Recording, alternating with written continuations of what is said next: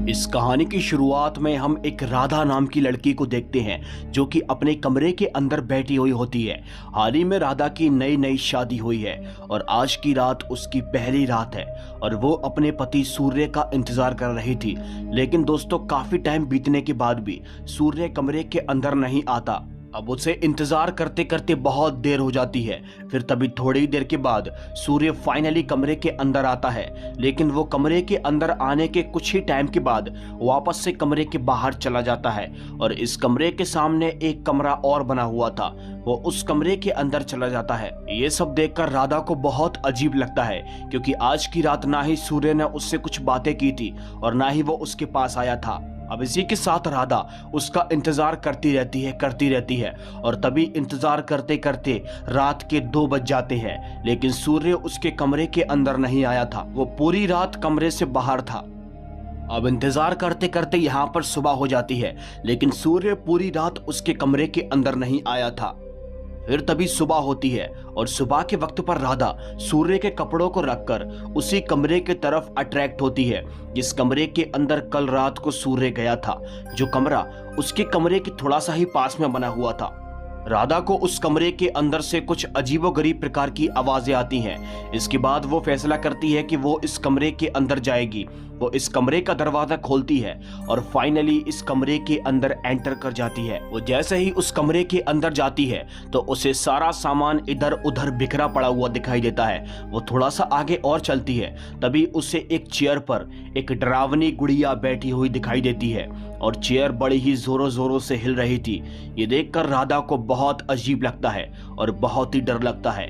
अब इसी बीच राधा उस गुड़िया को अपने हाथों में लेती है और वो जैसे ही उस गुड़िया को अपने हाथों में लेती है तो उसकी आंखें एकदम सफेद पड़ जाती हैं। इसे देखकर वो बहुत डर जाती है और गुड़िया को बेड के ऊपर फेंक देती है और अगले ही पल कमरे के अंदर सूर्य आ जाता है। सूर्य जैसे ही कमरे के अंदर आता है तो वो समझ जाता है कि राधा ने उसकी बिना परमिशन के उसकी चीजों को हाथ लगाने की कोशिश की है। सूर्य उसे डांटता है और कहता है कि मेरी परमिशन के बिना इस कमरे की किसी भी चीजों को हाथ मत लगाना और ना ही इस कमरे के अंदर आना, जाओ यहाँ से।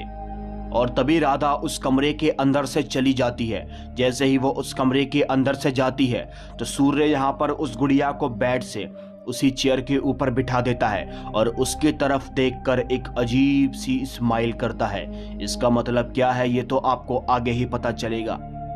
फिर इसके बाद हम देखते हैं सूर्य जब कपड़े पहन रहा था तभी राधा नोटिस करती है कि उसके शरीर के ऊपर कुछ अजीब से निशान हैं। वो इसके बारे में सूर्य से पूछती है, लेकिन वो उसकी बातों का कुछ भी जवाब नहीं देता।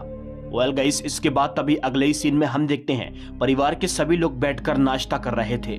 सूर्य की माँ राधा को एक तोहफा देती हैं, क्योंकि आज उसने पहली बार खाना बनाया था नई बहू होने के नाते। अब इसी बीच सभी लोग आपस में बातें करते हैं। सूर्या की माँ बोलती है कि तुम बहुत ही लकी हो, जब से मेरे बेटे के साथ तुम्हारा रिश्ता जुड़ा है तब से मेरे बेटे की नौटंकी कंपनी बहुत अच्छे से चल रही है। ये सब सुनकर हमको पता चल चुका था कि सूर्य एक एक्टर है और वो एक नाटक कंपनी के अंदर काम करता है, यानी कि रंगमंच वाले जो नाटक होते हैं। अब दोस्तों, इसके बाद तभी हम सूरज को देखते हैं जो कि अपनी पत्नी और अपनी माँ से बोलता है कि अगले नाटक के लिए तुम दोनों को भी वहां पर आना होगा, यानी कि वो इन दोनों को अपने नाटक के लिए इनवाइट करता है। वेल, इसके बाद यहाँ से कहानी शिफ्ट होती है और अब हम सूर्य के नाटक के मंडल को देखते हैं, जहां पढ़ाई के ऊपर एक नाटक चल रहा था और सूर्य की माँ और सूर्य की पत्नी यानी कि राधा भी इस नाटक को देख रही थी। लेकिन राधा देखती है कि सूर्य के नाटक को देखने के लिए उसकी बहन मीरा भी आई हुई है। जब वो मीरा से बात करती है तो मीरा उससे कहती है कि मुझे नाटक के लिए जीजू ने इनवाइट किया था। अब दोस्तों, नाटक के अंदर एक कहानी चल रही थी कि पहले जमाने में लोग बाग पढ़ाई को इतना महत्व नहीं दिया करते थे, और जो नाटक के अंदर कहानी चल रही थी दरअसल वो कहानी मीरा की जिंदगी में एकदम सच है। इसीलिए आज वो बहुत ही खुश होती है क्योंकि अब उसे अपने छात्रों को पढ़ाने का मौका मिलेगा। इसके बाद तभी हम देखते हैं सूर्य अपनी माँ और राधा को स्टेज पर आने का इशारा करता है, और जब राधा अपनी बहन मीरा से ऊपर जाने को बोलती है तो वो वहां जाने से मना कर देती है। वो कहती है कि अब मुझे चलना चाहिए, नहीं तो मुझे बहुत देर हो जाएगी। अब दोस्तों, इसके बाद तभी हम मीरा को देखते हैं जो कि अपने घर की तरफ जा रही थी। रास्ता रात का हो रहा था और पूरी तरह से सुनसान हो रहा था। उसके बाबा उसे लेने आने वाले थे, लेकिन अभी तक उनका कुछ भी अता पता नहीं था। थोड़ी ही देर के बाद मीरा नोटिस करती है कि सामने की ओर एक औरत खड़ी हुई है। उसे उस औरत का चेहरा दिखाई नहीं दे रहा था। वो उस औरत के पास जाने की कोशिश करती है। अब थोड़ी देर के बाद वो औरत जैसे ही पीछे मुड़कर देखती है तो मीरा की आत्मा कांप जाती है, क्योंकि वो एक चुड़ैल थी और वो चुड़ैल दिखने में बहुत ही डरावनी दिख रही थी। उसका चेहरा बहुत ही भयानक था। अब मीरा वहां से भागने की कोशिश करती है, लेकिन वो चुड़ैल उस रात उसे जान से मारकर खत्म कर देती है। इसके बाद तभी रात के वक्त पर हम सूर्य और राधा को देखते हैं, जो कि अपने कमरे के अंदर सो रहे थे।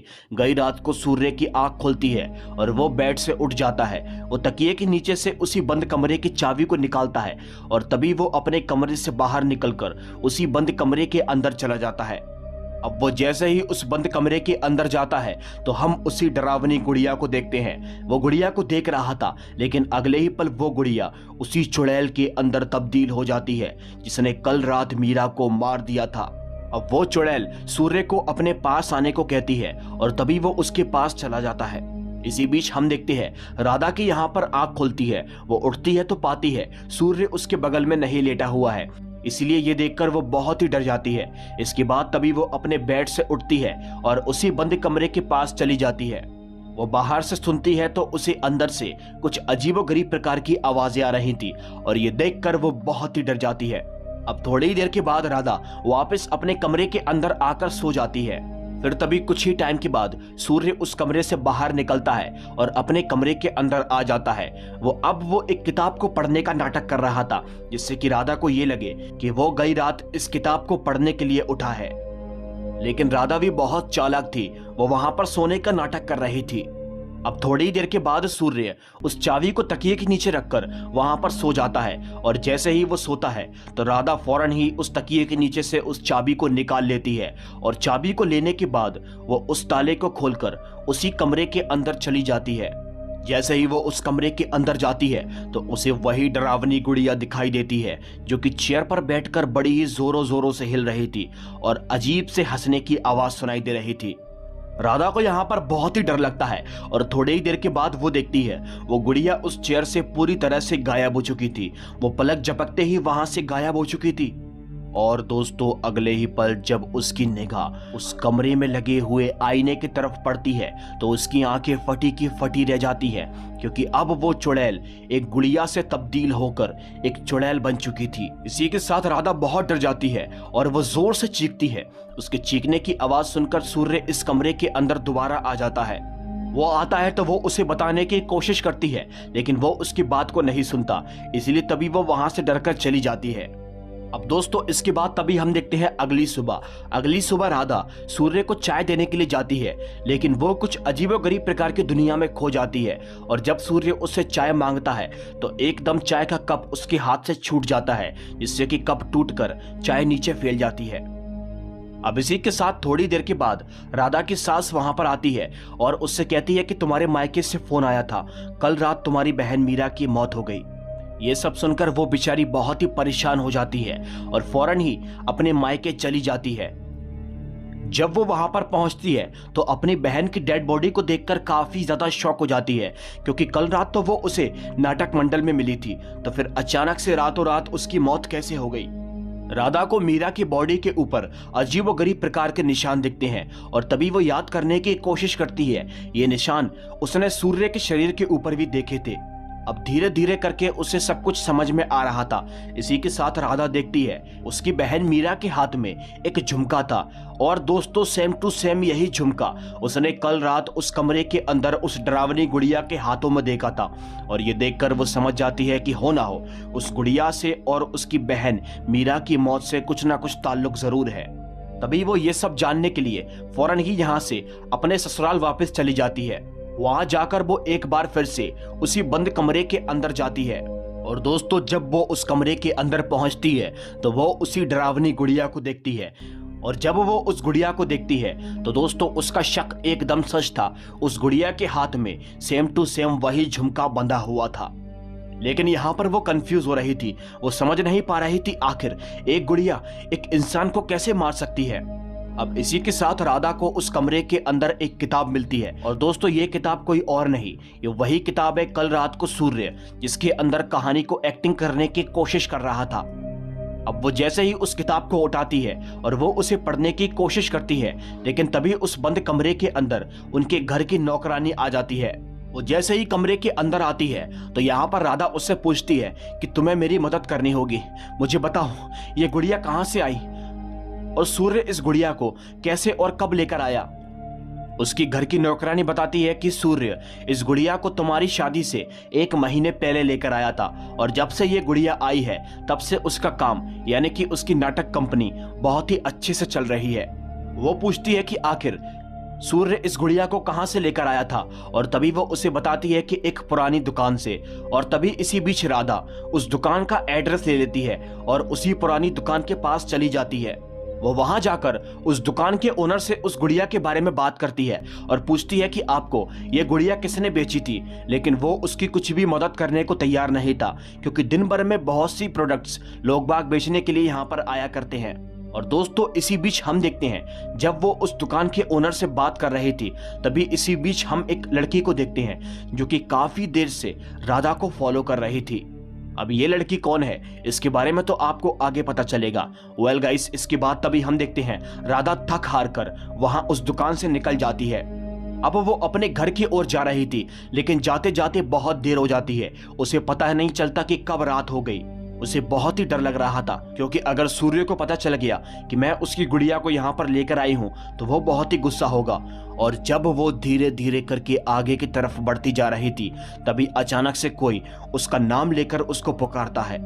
ये सब देखकर राधा को बहुत डर लगता है। उसे हल्का हल्का समझ में आ रहा था कि आखिर उसका नाम कौन लेकर पुकार रहा है। थोड़ी ही देर के बाद कोई उसके करीब बढ़ता है और वो जैसे ही पीछे मुड़कर देखती है तो वहां पर कोई और नहीं बल्कि वही डरावनी चुड़ैल होती है।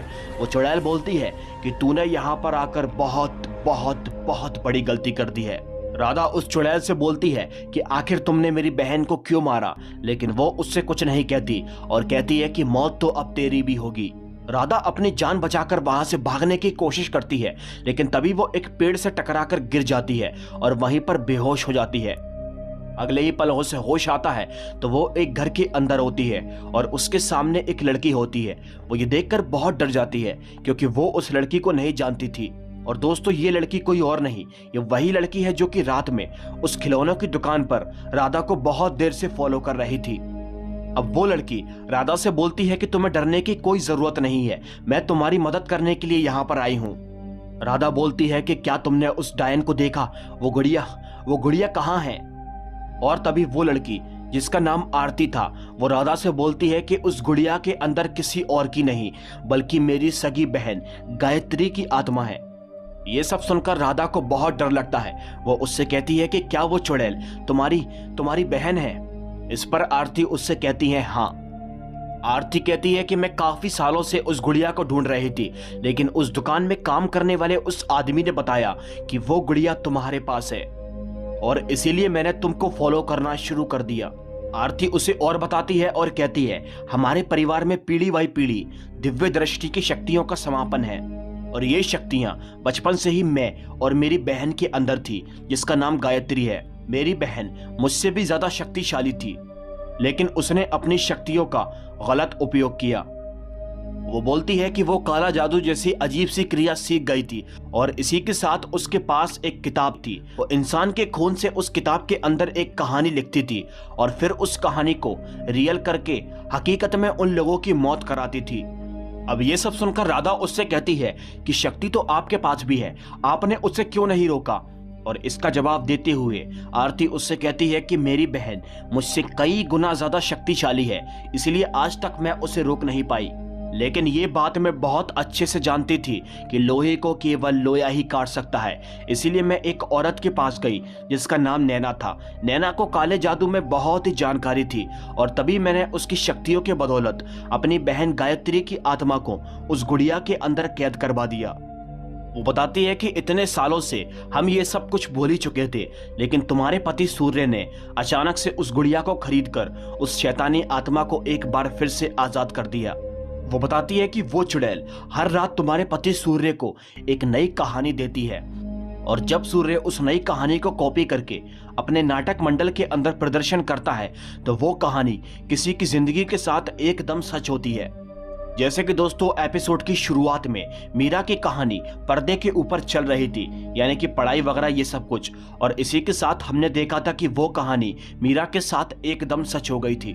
मतलब कि कहानी के अंदर एक टीचर को चुड़ैल ने उसके ऊपर हमला कर दिया था, और हकीकत में भी एक टीचर जो कि खुद मीरा थी उसके ऊपर भी गायत्री की आत्मा यानी कि उस चुड़ैल ने उसके ऊपर हमला कर दिया था। अब ये सब सुनकर राधा उससे कहती है कि आखिर उसने मेरे ही परिवार को क्यों चुना, और इसका जवाब देते हुए आरती उसे बताती है क्योंकि वो औरत जिसने उसको गुड़िया के अंदर कैद किया था, नैना, वो कोई और नहीं बल्कि तुम्हारी सगी दादी है। इसीलिए वो तुम्हारे परिवार से बदला लेना चाहती है। उसने तुम्हारी बहन को तो मार दिया और अब वो तुम्हें मारना चाहती है, जिससे कि उसकी आत्मा को मुक्ति मिल जाएगी। अब दोस्तों ये दोनों फैसला करती हैं कि ये उस चुड़ैल को रोकेंगी। इसके बाद तभी अगले ही सीन में हम देखते हैं राधा अपने पति सूर्य के नाटक मंडल के पास चली जाती है, और जब वो वहां पर जाती है तो दोस्तों आरती और राधा की आंखें फटी की फटी रह जाती हैं, क्योंकि आज उसके नाटक मंडल के अंदर खुद राधा की कहानी चल रही थी। राधा को घर पहुंचने में देर हो गई थी और वो जल्दी जल्दी अपने घर पर जा रही थी उस डॉल को लेकर, और तभी अचानक से उसके ऊपर एक चुड़ैल हमला कर देती है। ये सब राधा के साथ हकीकत में हुआ था और वो सब कुछ इस कहानी के अंदर यानी कि उस नाटक में चल रहा था। ये सब देखकर इन दोनों को बहुत डर लगता है और ये लोग फैसला करती है कि हम उस चुड़ैल को रोकेंगे।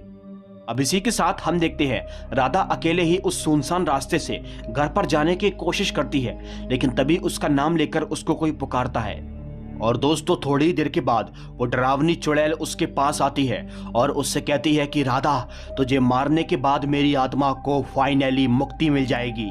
लेकिन इससे पहले कि वो चुड़ैल उसे मार पाती तभी वहां पर उसकी बहन आरती आ जाती है। आरती कहती है, बस करो गायत्री, तुम अब ऐसा नहीं कर सकती, तुम्हें इसे मारने से पहले मेरी लाश से गुजरना होगा।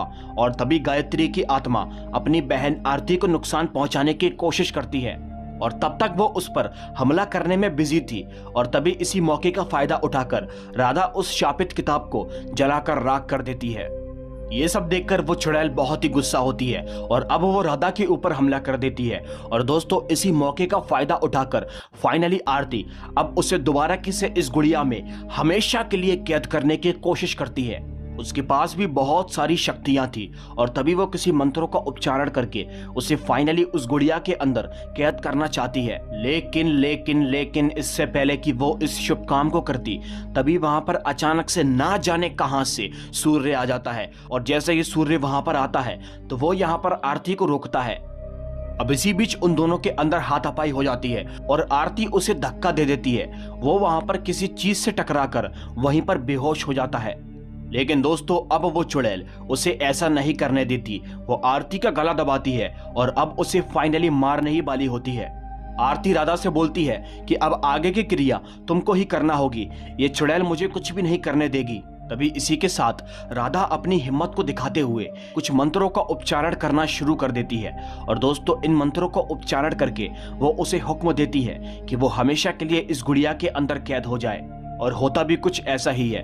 गायत्री की आत्मा वापस उस गुड़िया के अंदर चली जाती है और कैद हो जाती है। और दोस्तों जब ऐसा होता है तो वहां पर सब कुछ एकदम ठीक हो जाता है। राधा फौरन ही सूर्य के पास जाती है और इसी बीच उसको होश आ जाता है। लेकिन हैरानी की बात तो यह है, वो जैसे ही होश में आता है तो उसे कुछ भी याद नहीं था। और बस इसी के साथ ये परिवार की कहानी सब कुछ यहाँ पर ठीक हो जाता है। दोस्तों उम्मीद करता हूं कि अगर आप लोगों ने इस वीडियो को एंड तक जरूर देखा होगा तो ये कहानी आपको बहुत ही पसंद आई होगी। अगर वीडियो अच्छी लगी हो तो लाइक करके हमारे चैनल को सब्सक्राइब जरूर कर लेना।